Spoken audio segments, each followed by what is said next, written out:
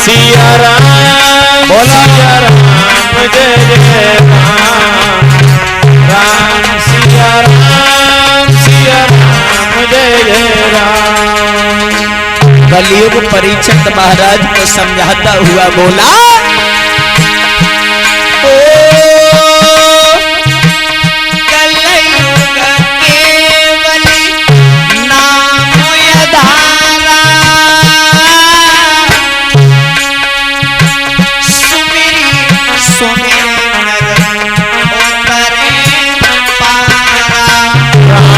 सिया राम जय जय राम सिया राम जय जय राम। कलयुग केवल नाम आधारा और सुमेरे सुमेरे नर उतरे पारा। जवाब दिया सतयुग द्वापर त्रेता में महाराज प्राणी वर्षों तक तपस्या करता था, अगर भगवान की प्राप्ति हो गई तो हो गई, न वो भी नहीं होती थी। पर हमारे कलयुग में, हमारे राज्य में, हमारे अंदर एक गुण है। क्या?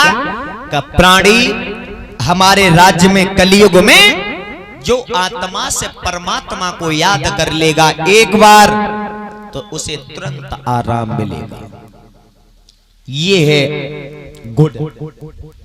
और तुम अवगुण की बात कर रहे हो कि कस्तूरी में है दोष, दोष सब में है। किन किन कस्तूरी बताई हमने अब तक तो नहीं देखी, बुजुर्गों से मुख से सुनिए जी। कस्तूरी हिरनी की नाभि में पाई जाती है। बताया कि कस्तूरी में है दोष, जो रंग नाए लाई है, और जो सोना में है दोष सुगंध नहीं लाओ।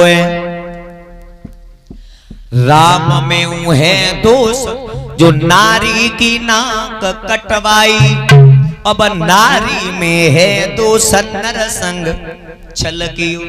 ओ महाराज काए पागल हुए गए, एक न एक अब गुड़ारे ने हरे के लगाओ। सबके अंदर अगर 4 गुण हैं तो उनमें से एक अवगुण भी है।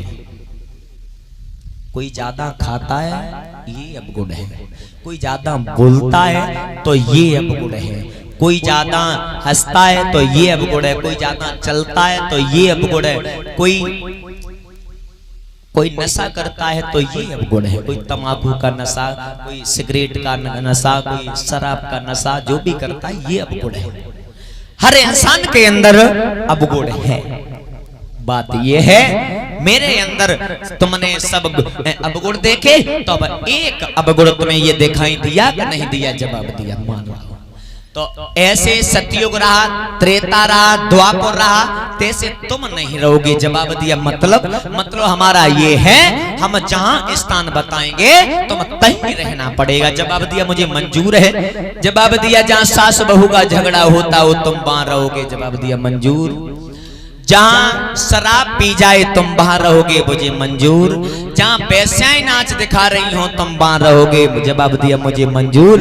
कि और बताऊं जहां भगवान का नाम न लिया जाता हो उनकी जिज्ञासा पे बैठोगे। जवाब दिया ठहर जाओ। ऐसी ऐसी तुमने जगह बताई। तुमने पहली जगह बताई जहां सास बहू को झगड़ा हो तो तुम वहां रहो। तुम्हें महाराज जनेई मालूम? सास बहू से रड़िया कहे, बहू सास से रड़िया कहे, चैन वो मम्मी के संभव नहीं है।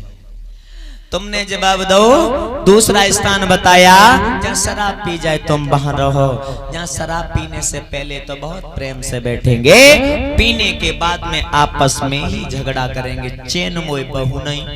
तुमने कहा है जहाँ बेस्याएं नाच दिखा रही हो तुम वहां रहो। वैश्याएं तो नाच दिखाती होंगी, पर लेकिन जो देख रहे होंगे पी पी करके उपद्रव कर रहे होंगे, चैन मुझे बहू नहीं मिले है। अरे कुछ तो घड़ी, एक घड़ी मुझे ऐसी कोई स्थान बता दो, एक घड़ी में बैठ करके आराम कर सके। तो परीक्षित महाराज ने न सोचा न विचारा, मुख से वो एक शब्द निकल गया कि तुम जाओ कंचन में वास करो। कहते हैं ना कि कनक कनक ते 100 गुनी और मानक ताय दिखाए, के खाए बोराए के पाए बोराए। कनक कनक, एक कनक का मतलब होता है सोना और एक कनक का मतलब होता है धतूरा, जो नहीं जिसमें फल में कांटे लगे होते जो पशु खाते हैं। हाँ मेरे भैया, अगर वो धतूरा इंसान को प्राप्त हो जाए, अगर इंसान वो खा ले तो वो खाने से पागल होता है। और एक कनक का मतलब होता है सोना। सोना अधिक इंसान को प्राप्त हो जाए, प्राप्त होने से वो खुशी के मारे पागल होता है।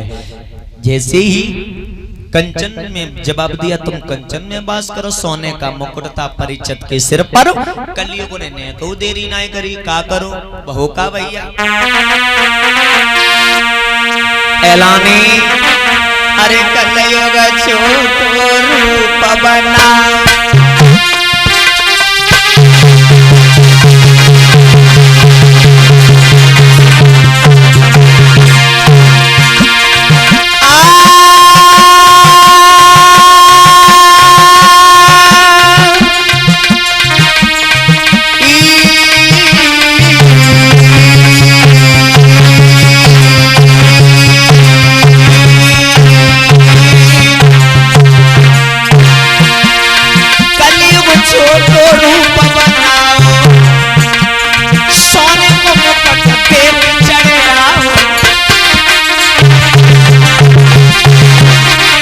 भैया सब राजा ने अश्व बढ़ाओ, बज के एक रास्ते पे आओ।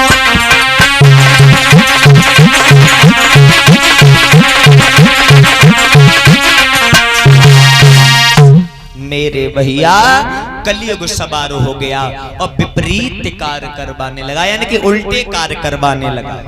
परीक्षित जो नहीं कर पाते थे वो कलयुग करवा रहा है। एक समय की बात है, कलयुग सवार सिर पर था, परीक्षित महाराज का गला सूख गया।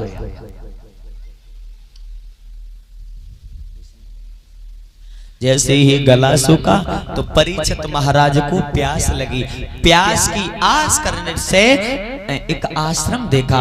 आश्रम जैसे ही देखा तो आश्रम की तरफ जैसे ही बढ़े हैं मेरे भक्त श्रोताओं, हुआ क्या?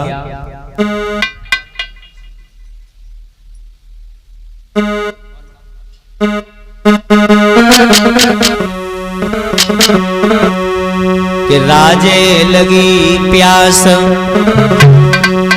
और भूप जब आगे पौंधायो,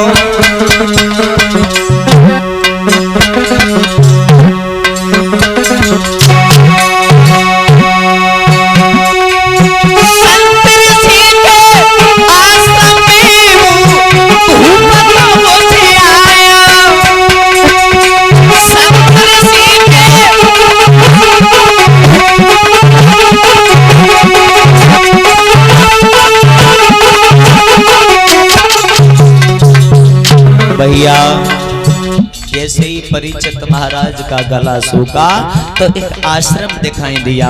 आश्रम की घाई जैसे ही बढ़े, अरे जहाँ पे बैठे तपदानी, अरे जहाँ पे बैठे तपदानी, संत की लगी समाधि सुनानी, मेरे भी निभाई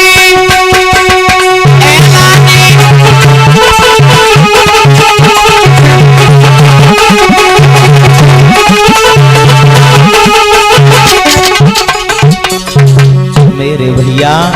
संत ऋषि आश्रम में बैठे हुए थे, समाधि में लीन थे। जैसे ही आगे बढ़े, कहते न लिखी को कौन मिटा सकता है विधि के विधान को भैया। अरे लिखी को कोए मिटवैया,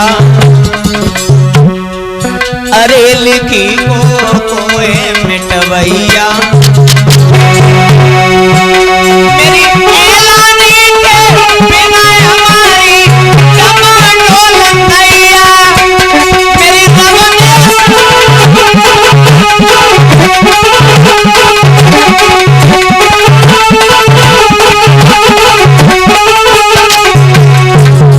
मैं तो कहेंगे भैया सच कहेंगे, सच के सिवाय कुछ नहीं। अरे हरियर बोलो मेरे प्यारे, अरे हरी हरी बोलो मेरे प्यारे, भैया ले देखो हरे नाम नाई में मोहन के माए, एलानी